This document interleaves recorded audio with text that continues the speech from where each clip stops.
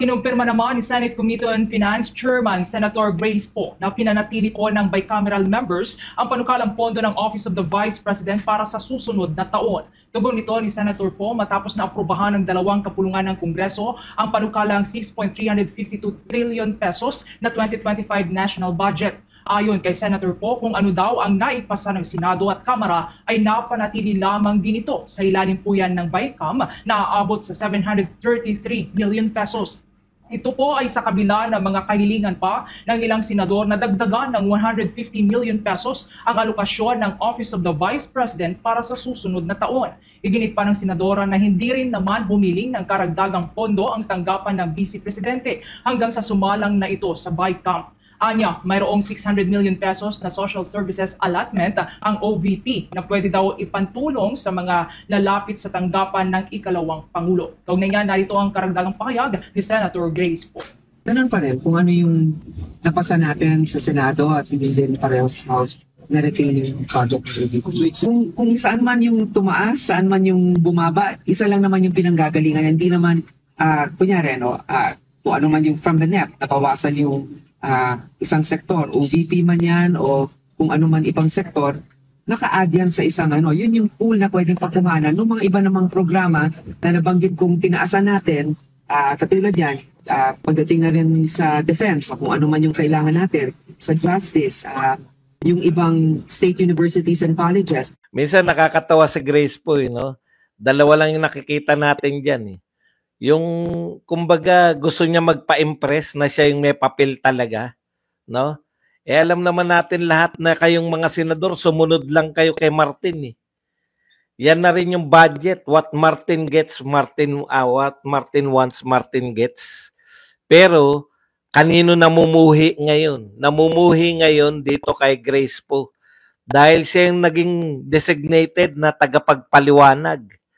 Kahit walang tagapagtanggol ng mga kinatkong ninyo sa BICAM. Ang ganda ng ng trabaho mo, Grace po, no?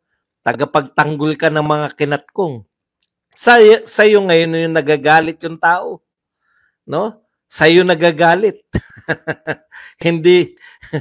Pero yung mga totoong may control ng budget, pakuya-kuya-kuy lang. Alam na, mas naniniwala kami kaya tama naman yun, nabiyayaan siya. Pero ibig sabihin, iba po yung nabiyayaan lang, iba talaga yung nagkamal, di ba? Ito, kumbaga, buto lang yan eh. Buto lang yung hinagi sa kanila eh. Pinagtanggol na lahat. Samantalang yung mga totoong nagkakamal, yung totoong mayroong control, dehin bokiki. Sanay. Sanay na may nagtatanggol sa kanya. Alam nyo, okay lang yun na sa Kongreso, sa House of Representatives. Talagang yan, kada salita ni Martin, yung grabe magsipalakpak yung mga Grabe magsipalakpak eh. Hanggang ba naman sa Senado, Martin, meron kang mga alagad? No? Alagad. Grabe, okay lang kung alagad ka ng senador eh. Alagad ka pa ng congressman eh. Never pa po nangyari. Na sa buong kasaysayan ng Senado at HOR na mayroong sunod-sunuran ng mga senador dito sa Speaker of the House. Kahit po yung mga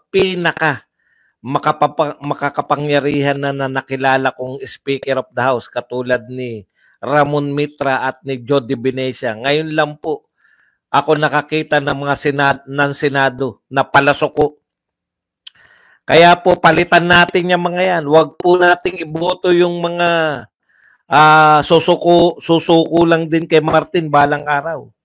Alam niyo po si Grace po, nung bago po sa politika yan, puta pang presidentiable yan, di ba? Ang tataas na rating yan.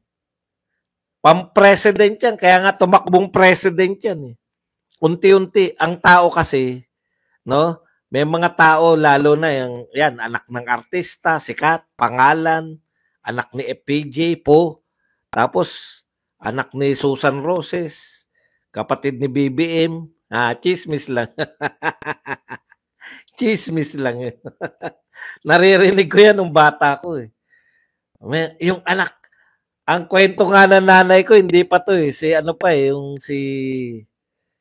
yung mas bata. Yung, ano pangalan? Cheryl Cruz pa. Si Cheryl Cruz. Yan si Cheryl Cruz. Kapatid yan ni Bongbong. Kasi asawa ni Marcos. Yan, mga chismis nung araw eh. Pinaampon lang kunwari. Yung pala, si Grace po pala. Anyways, alam nyo po, merong mga tao na sa bigla sikat. Parang si Tulpo. Uta, nakapapanahal yan. Ano yan, di ba? Mr. Ano tayo? Anong tawag dyan? Yung magsisinungaling. Anong test yun? Mahilig yan. Ma-epal yan si Tulpo nung bago eh. Sikat na sikat eh. Ngayon, Dehin Bukiki na rin. Ganyan po. Sa mga hindi po nakaalala ng kasikatan ni Grace po, ganyan po siya kasikat. Lie detector. Ganyan po kasikat si Grace po noon. Kaya nga tumakbong presidente yan eh. Talo eh. Okay. Alam mo, naaawa ko kay Grace po. Halatang halata naman na ini-enjoy niya yung moment niya. No? Halatang halata na lahat ng kapalpakan ng BICAM, alam na alam ng tao, hindi pa siya yung dating chairman ng Finance Committee. Dati kasi last year ang chairman si ano pa eh, si Angara pa. Hindi po ganyan ka-epal si Angara. Ngayon siya ang sumasagot ng lahat eh. Bakit zero yung budget ng PhilHealth? Talaga, utak mo yan? Grace po, ikaw ang nakaisip na i-zero yung budget ng PhilHealth? Ikaw ang nasunod, Grace po? Sa pagbabudget ng Pilipinas, ikaw? Iba po yung epal, iba po yung totoo. Alam nyo kung sino po, re-real talk na natin. Nasabi na po ni BP Sara yan. Ang may control ng budget ng Pilipinas, 2 tao. Naroon sa BICAM. Si Saldico at siyempre si Martin Romualdez. Ngayon po, nakita natin mas kapani-paniwala. Ano si Grace po? Epal lang po yan. Sa tingin nyo ba ka? Dati na pong nagkakaltas at nagdadagdag yung BICAM. Ngayon lang naman yan si Grace po naging chairman eh. Pero natutuwa siyempre si Martin tsaka si Saldico o wala na silang pakialam. Sanay na sila eh. Wala kaming pakialam diyan. Basta kami mamimigay ng ayuda. Di ba? Ano po ang sabi ni Grace po? Paano niya pinagtatanggol? Pinagtatanggol niya po eh. Pinagtatanggol niya itong kinaltas zero. Zero ang PhilHealth. Kaya lang wala sa hulog yung pagtatanggol ni Grace po. Ano yung sinabi niya? Bakit siniro yung PhilHealth? Ang sabi ni Grace po, para daw magtanda o bigyan ng leksyon. Bibigyan mo ng leksyon? Teacher ka ba? Ba't bibigyan mo ng leksyon yung teacher ka ba? Anak ka ng tatay mo. Bibigyan mo ng leksyon, ang pagsasapirin mo ang pagbibigay ng leksyon, may nakita kang maling ginagawa, tanggalin nyo yung pinuno ng PhilHealth. Bakit hindi nyo nirekomenda na tanggalin yung PhilHealth? Hindi tatanggalin yan. Bakit? Umuoo eh. Kukunan ka namin ng budget. Opo. Lahat ng umuopo, hindi tatanggalin. Sinibrehan, delikado. Pag nabalitaan natin na tinanggal na si Nibreha, pucha, dahil yan sa sinabi niya kay Wilkins, suporta niya. Umuo, sabi, tatanggalan namin ng budget yung PhilHealth. Opo, sige po, tanggalan niyo. Yun yung point ko eh, no? Hanggat nakikisama yung mga yan, hindi tatanggalin. Pero bakit magsasaper? Gusto mong turuan ng leksyon, bakit mo isisiro yung budget? Ikalawang tanong, wala ka bang alam sa batas na nilalabag mo? Nagsabi na yung kapwa mo senador. Dito po makikita kung may boto si Senator Chis, waiter Escudero, o totoong waiter ka lang. Nagsabi yung senador namin dito sa Taguig na si Pia Cayetano. Ano sinabi? Labag sa batas yan. Dahil 80% ng tax, ng sin tax, dapat dalhin sa PhilHealth. O ngayon, saan mapupunta yung 80% ng sin tax? Hindi kaya sagutin ni Grace po yan. Tuturuan niya lang ng leksyon eh. Ikaw ang tagasagot. Wala ka namang kinalaman dyan. Ikalawa, halos mangiyak-ngiyak si Angara. DepEd, kinaltasan ng 10 billion sa computer program. Nakaalat po yung 10 billion na yun, pambili ng computer ng mga estudyante. 10 billion. Kinaltasan po ng BICAM. Siyempre, pumalag si Angara. Bakit naman kakaltasan? At lahat ng tao pumalag. Mas importante pa yung ayuda kaysa sa mga estudyante na nangangailangan ng computer. Lahat nagsasabi, kulela tayo sa pagdating sa education. Hindi, 12 billion yung kinalta sa buong DepEd. 10 billion sa 12 billion na yun para sa pambili ng computer. Okay, may 2 billion pa sa iba, kinaltas. So all in all, 12 billion. Yung 10 billion, pambili na ng computer yun, direkta. Ano katwiran ni Grace po? Ikaw ang nangangatwiran, hindi ka naman, wala ka namang alam. Eto po, lalo mananakit ang tok-tok nyo eh. Ang sabi ni Grace po, 2025 DepEd budget is still tops 2024 level. Sabi ni Grace po, malaki pa rin naman yung budget nyo eh. Katunayan, mas malaki pa yung budget nyo noong 2024. Ha? Ang inaangal specific. Walang pambili ng computer. Yung pambili ng computer, naka-specified yun. 10 billion, pambili ng computer. Yung 2 billion, di ko alam kung saan galing. Pero kinaltas pa rin. Yun yung inaangal. Paano pambili? Hindi ka po pwede na maghagilap ng pera para ibili mo. Tinanggal mismo yun, yung mismong budget para bumili ng computer. Pag ikaw sekretary ka ng DepEd, hindi ka pwedeng kumuha sa ibang budget. Nakaalat na yan lahat. Kita nyo kung gaano kahina utak na itong mga troll. Ha? Dapat lang doon mo tanungin ni Piatos. Wala nang katuturan, no? Basta ang inutos dyan sa mga ganyan siguro mga itsura ng mga troll. Ano pong gagawin natin ngayon? Basta, i-promote nyo lang Piatos. Galitin nyo lang sila Badong at yung ibang vlogger sa kapapiatos. Walang katuturan, no?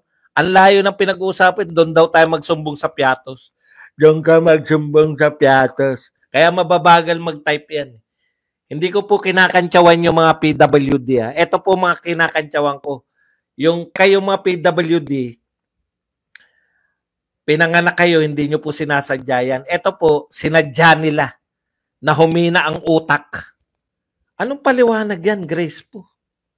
Dapat hindi na umangal si Angara dahil mataas naman ang budget nila ngayon.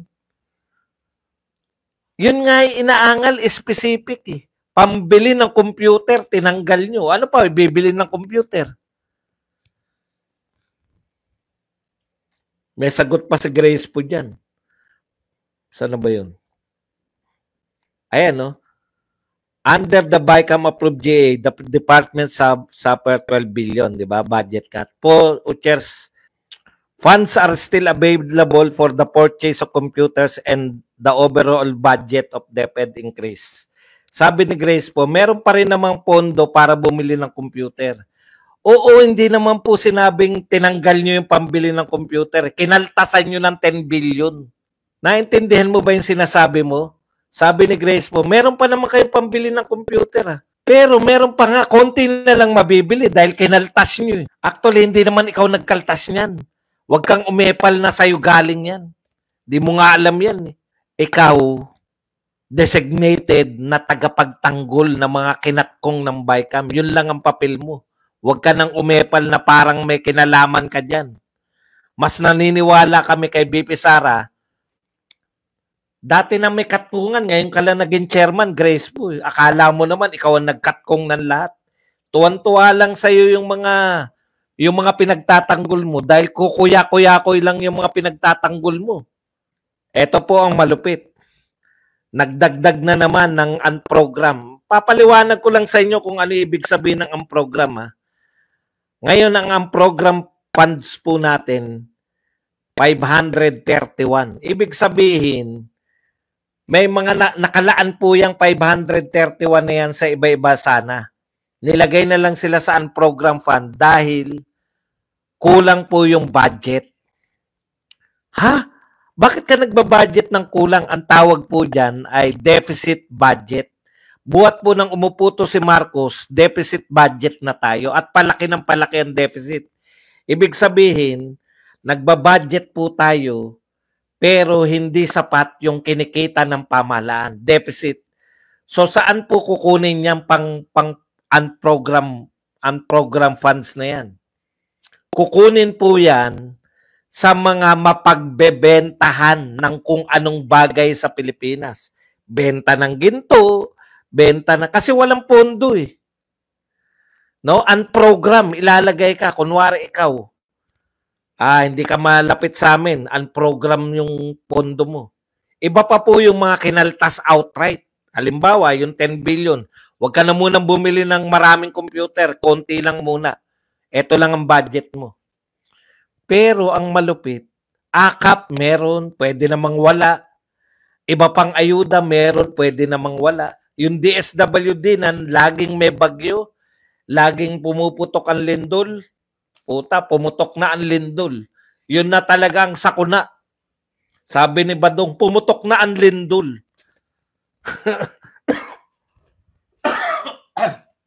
May budget ba tayo dyan? Wala. Ay, kinaltasan pala, in fairness. Kinaltasan. Magkaning kinaltas sa DSWD? Kulang na nga. Alam nyo ba inaangal? Ang inaangal natin ni Bongbong, kasi kaya nagkakamot, wala na tayong pondo. Ano pa lang? November pa lang. Wala na raw pondo no pang... Yun po ang pinakamasakit na maririnig mo sa presidente. Ang ngalang ka na wala na tayong ipantutos-tos. Never ko narinig yan kay Duterte. Pandemya yung binaka natin kay Duterte. Ang lagi ko lang naririnig, Dominguez, hanapan mo ng pera to. Dominguez, hanap ka ng pera, bumili tayo ng pan-injection. Dominguez, hanap ka ng pera, bigyan mo na ayuda yung mga tao. Yan po, kaya po kinakailangan natin. Ngayon po, 531 billion ang unprogram. Ibig sabihin, hinihingi po yan ng gobyerno ni Marcos dahil may paggagamitan yan. Nilagay sa unprogram, tapos tinaasan ng sobra yung DPWH. Bakit po? Bakit po sobrang taas ng DPWH? Kasi hindi makita yung mga flood control. Tignan nyo yung katwiran na Grace po. Bakit siniro yung budget yung ano? Bakit siniro yung PhilHealth? Kasi palpak yung namumuno sa PhilHealth. Kung hindi makita yung flood control project, okay ba yun? Hindi ba palpak yun? Hindi ba makita? O kung ako yun, hindi nga namin makita kung saan nyo ginagastos yung flood control, babawasan namin kayo. Dito po, baliktad ang gobyerno. Hindi namin makita yung flood control project nyo, dagdagan namin para makita namin. Puta, grabe. Alam nyo na kung bakit paborito nila yung DPWH. Diyan lang po natin tinatalo yung ibang bansa. No? May nakita ko lang. US, puta, 1 linggo lang. Yung sira-sirang kalsada, gawa na. Japan, 1 araw lang, gawa na. Pilipinas, hindi pa sira. Binubutas na para makagawa uli ng panibagong. Diyan po natin talo yung ano eh. Diyan po natin talo yung mga mayayamang bansa. Tayo lang ang tanging bansa na gawa pa yung kalsada, binubutas na para Putya, alam nyo, dumadaan ako sa Subic. Ang tagal na nung mga kalsada sa Subic, panahon pa ng Amerikano. Alam niyo panahon pa ng Amerikano, kailan ba sila nawala? Yung US base, kailan natanggal? 1991. Alam ko wala pang ginawang major na mga ano dyan sa loob ng Subic. Eh. Yan pa rin eh. Pero yun 1991 pa yung mga Amerikano, gumagana pa rin lahat ng mga pinatayo nilang kalsada dyan. Sa atin, 3 taon lang. Bakit? Another budget na naman eh. Hanggang 3 taon lang dapat tumagal yung ano. Yung iba, matitibay, winawasak. Yung iba talagang pahid na lang, pinahira na lang na semento eh. Wasak agad eh. Ibang uri dito sa Pilipinas, nire-rewardan natin. Bakit may baha? Kasi binangga yung flood control. Binangga? Bakit may baha? Na-overwhelm yung flood control eh. Puta, sa 1 taon lang to sinabi ha. 1 taon, 2 katwiran ni BBM kung bakit malakas matindi ang pagbaha. Binangga ng barko, yung isa naman na-overwhelm, wala tayong magagawa, na-overwhelm. At dahil dyan, premyo, dagdagan ng DPWH. Again, bawal na naman yan. Bawal po sa saligang batas. Malinaw po sa saligang batas. Ito po, pinaglalaban na namin nung estudyante pa kami. Malinaw na nakalagay doon. Number 1 budget priority ayon sa 1987 Constitution. Ang number 1 dapat na budget, DepEd, education. Ang question pa namin, indirectly nun. Kasi sinasabi namin, mas mataas yung pagbabayad natin ng estudyante ko. Mas mataas pa sa DepEd. Pero actually, mataas talaga yung DepEd, pinakamataas talaga. Kaya lang, ang katwiran namin, mas mataas pa yung binabayad nating utang. Binabayad natin sa utang kaysa sa DepEd. Ngayon, direkta eh. Mas mataas na yung budget ng DPWH eh. Ibang uri, no? Ibang uri talaga tong gobyerno natin. Maninigas ka na lang eh, sa galit. Kaya, grabe. It took BBM less than 3 years para wasakin yung lahat ng mga pangarap ng mga Pilipino na paunlad na tayo nung panahon ni Duterte. It took him less than 3 years para lahat ng mga may napapanood ako ngayon, mga mukhang mayayaman to, hindi po typical na Duterte supporter. Ano sabi niya? Naiiyak sila eh. Kasi yung mga mayayaman, di kotse yung mga yan. Naiyak daw sila halos nung mula NLEX hanggang Alabang, nung nagbukas po yung Skyway, panahon ni Duterte. Yun yung naging tuntungan nila eh. What you took then, kasi Inglesero eh. Hindi lang ganito ang pagsasalita na English. What you took 3 years to traverse.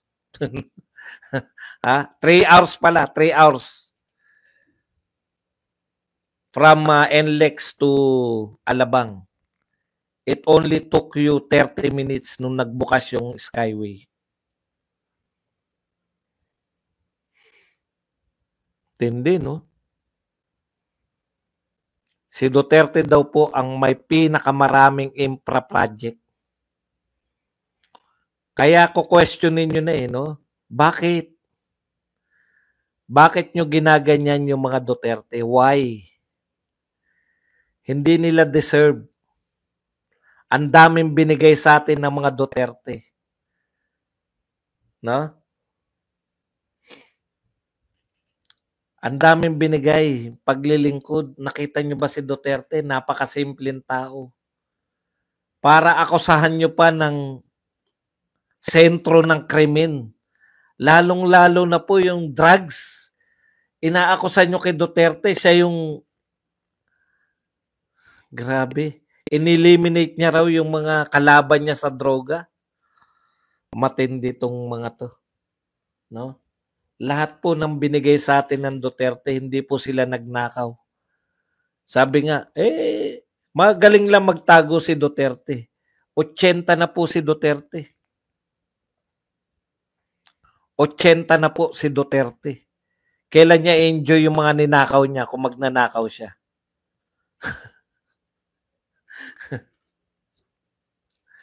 Napakasakit.